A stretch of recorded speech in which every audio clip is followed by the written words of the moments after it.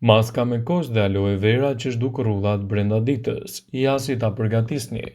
Për të përgatitur një maskë rigjallëruese për lëkurën, do ju duhen disa përbërës. Kjo maskë është e thjeshtë për të përgatitur dhe shumë efikase.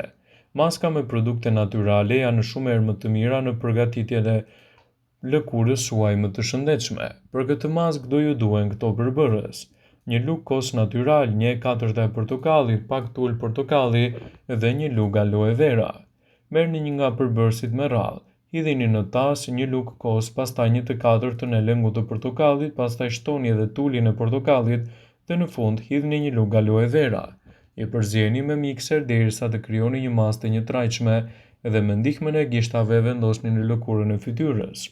E masazhoni lehtë lëkurën me majrat e gishtave dhe e lini për 20 minuta.